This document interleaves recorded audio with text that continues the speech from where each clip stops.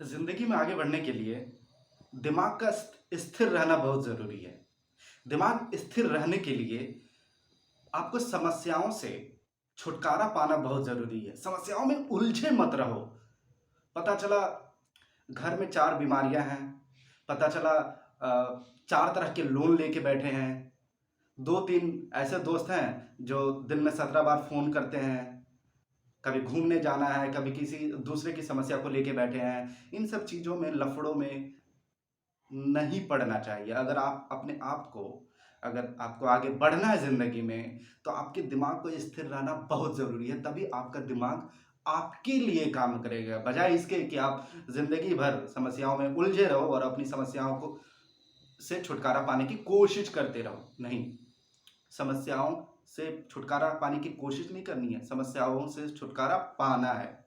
कुछ चीज़ें मैं आज बताता हूँ जो मैंने खुद एक्सपीरियंस किया है, मैंने खुद झेला है, जो कि हमें आगे बढ़ने में कितनी बुरी तरह से हमें पीछे खींचती है।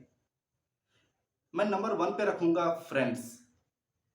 पहली बात तो ये है कि कुछ टीवी एड्स आते हैं कि हर एक फ्रेंड ज़रूरी होता है ना? जहाँ जाओ दोस्त बनाते चलो, ज़रूरी नहीं है, बिल्कुल ज़रूरी नहीं है।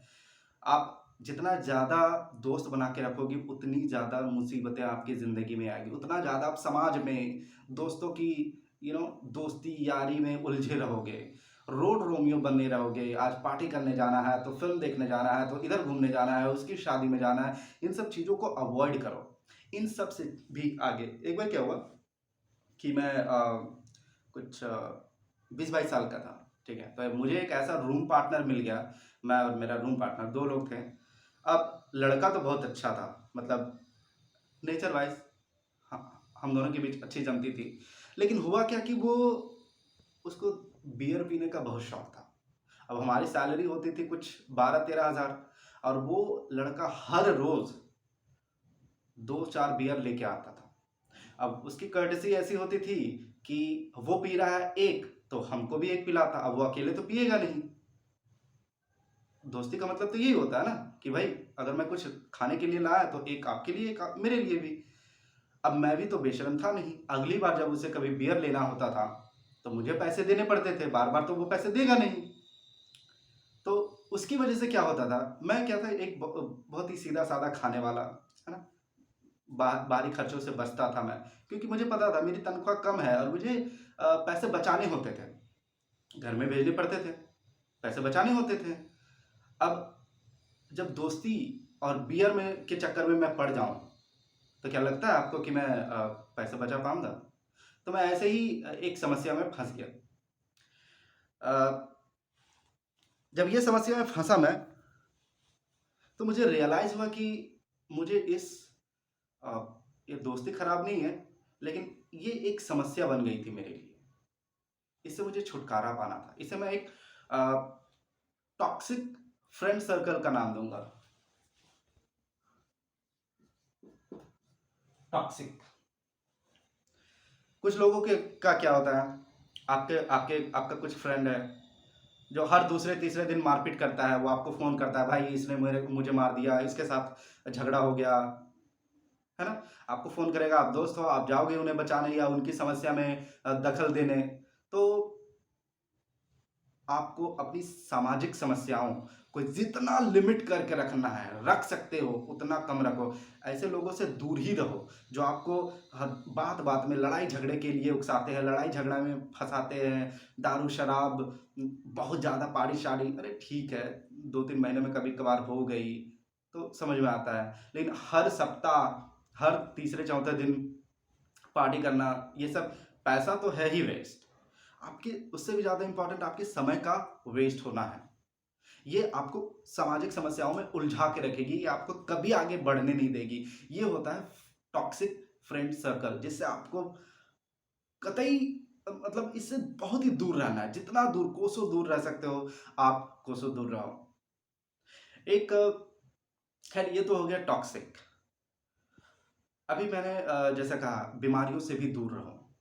अब बीमारियों से दूर रहने के लिए जैसा आपको पता है, एक्सरसाइज करो। अब बोलना तो बहुत आसान है, एक्सरसाइज सबसे नहीं हो पाता है। तो एक्सरसाइज अगर आपसे नहीं हो पाता है, नहीं कर पाते हैं, तो कम से कम खाना तो ढंग का खा सकते हैं हम। जब पता चला बाहर घूमते फिरते कुछ भी जो मिला सब, मतलब इसे हम पेट न मानो, इसे एक कचरे का डब्बा समझ लिया, जो मन किया सब डाल दिए, आधा खाए आधा फेंके। हमारी खाने की कैपेसिटी होती है 250 ग्राम और खा लिए 1 kg। तो खाना भी उस तरह नहीं खाता है।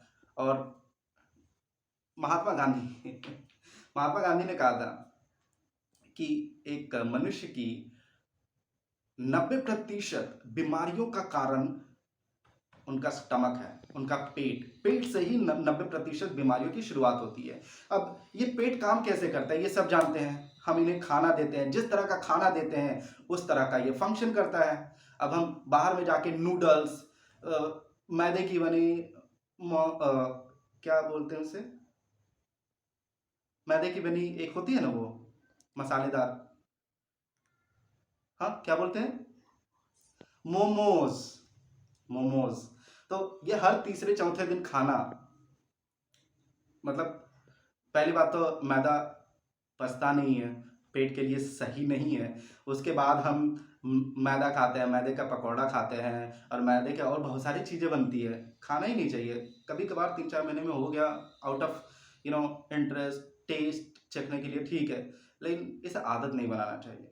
तो इससे कई बीमारी होती है। अभी और अगर मान लीजिए किसी की बीमारी हो गई, तो हम क्या करते हैं, जैसे अभी मेरे फ्रेंड को एक गॉल ब्लाडर स्टोन हो गया, ठीक है। अब गॉल ब्लाडर स्टोन हुआ तो उसे यहाँ पर दर्द होता था। अब उसे दर्द होता था तो क्या करते थे कि उसे हॉस्पिटल ले जाते, डॉक्टर के पास ले जाते और फर्स्ट एड दे देते। फर्स्ट एड क्या, इंजेक्शन दे देते, उस समय के लिए क्विक थेरेपी हो जाती कि उसका दर्द वो मतलब 1 घंटे में ठीक हो जाता। और वो दर्द जो होता है ऐसा लगता है जैसे अब वो उसका लास्ट दिन है। तो इस तरह का दर्द उठता है जब गॉल ब्लाडर स्टोन में पेन होता है। तो ऐसा ही कुछ 6 महीने तक चला।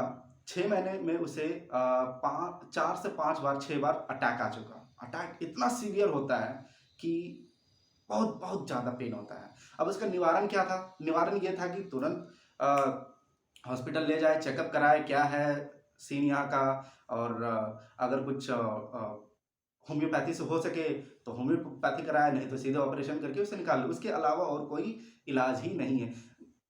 हाँ, होम रेमेडी एक दो होती है, लेकिन अगर आपने इनिशियल स्टेज में किया तो। लेकिन उसने क्या किया कि उसने होम रेमेडी भी नहीं लिया, उसने हॉस्पिटल में ऑपरेशन भी नहीं कराया, उसने क्या कहते हैं होम्योथेरेपी भी नहीं कराया। तो एक समय के बाद 6 महीने के अंतराल में एक बार उन्हें ऐसा दर्द उठा कि वो दर्द अनकंट्रोलेबल हो गया। इंजेक्शन देने के बाद भी वो दर्द नहीं रुका। फिर क्या, फिर फाइनली उन्हें ऑपरेशन कराना ही पड़ा। तो जो चीज़ हम 6 महीने पहले कर सकते थे, 6 महीने तक टालते रहे। तो कहने का सार ये है कि अगर कोई बीमारी है तो उसे जड़ से खत्म कराओ, उसको पकड़ के मत बैठे रहो कि फर्स्ट एड दे के ठीक है अभी के लिए दबा देते, नहीं। ये अगला 6 महीना आपकी ज़िंदगी में बर्बादी लेके आया है। कई बार अटैक आया, कितना आपका समय गया, कितना पैसा गया, कितना टेंशन। तो बीमारी आती है फर्स्ट स्टेज सेकंड स्टेज में ही पहचानो और उसे जड़ से खत्म करा दो, उसे बीमारी को पकड़ के मत बैठे रहो। तो ये ये भी बहुत ज़रूरी है कि आपका स्वस्थ रहना, आपका आपके ज़िंदगी में आगे बढ़ने के लिए कहते हैं ना कि आज करो या कल करो, करना आप ही को है। आप ही को करना पड़ेगा, आपके लिए कोई दूसरा आके नहीं करेगा कि आपके शरीर में बीमारी है तो भाई तू ऑपरेशन करा ले, तू मेरे बदले करा ले ऑपरेशन। ऐसा नहीं होता। ऑपरेशन आप ही को कराना पड़ेगा, इलाज आप ही को कराना पड़ेगा, दवाई आप ही को खानी पड़ेगी। कल खाओ चाहे आज, लेकिन अगर क्रिटिकल हो गया तो कल की आप सोच भी नहीं सकते, आज ही खाना पड़ेगा। तो क्यों ना अभी कर ले। अ, अब एक और बहुत बड़ी समस्या आती है। ये तो हम लोगों ने बात कर लिया टॉक्सिक फ्रेंड सर्कल की, और दूसरी बात कर ली डिजीज, और तीसरी हम बात करेंगे लोन, कर्ज।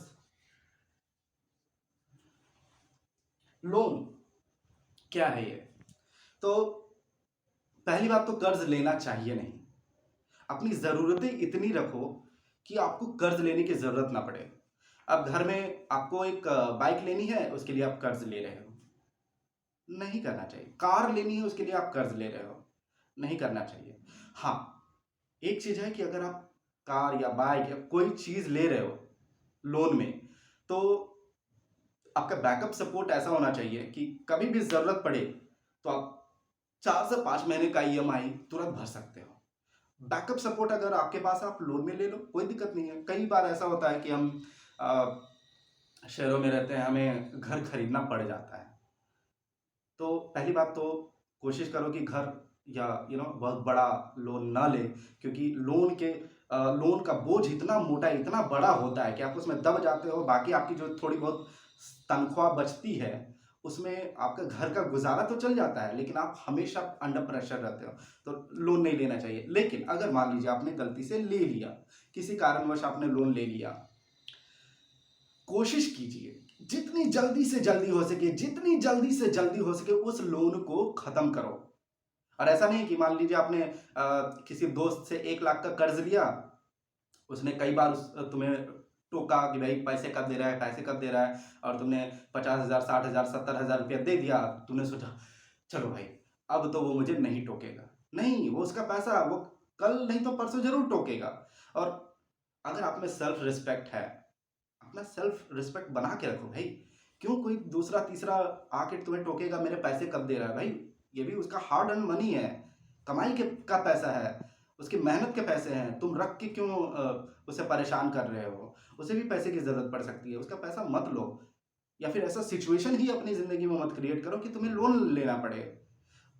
मैंने तो यहाँ तक देखा है कि लोग क्रेडिट कार्ड के लोन पे घर में सोफा, फ्रिज, एसी तक लेते हैं, हाँ, क्रेडिट कार्ड के लोन पर। और उसके बाद जब पे करने का समय आता है तो क्या करते हैं, मिनिमम पेमेंट पे करते हैं। बिल है 25,000 का, 40,000 का, और मिनिमम पेमेंट कितना कर रहे हैं, 1,500 का।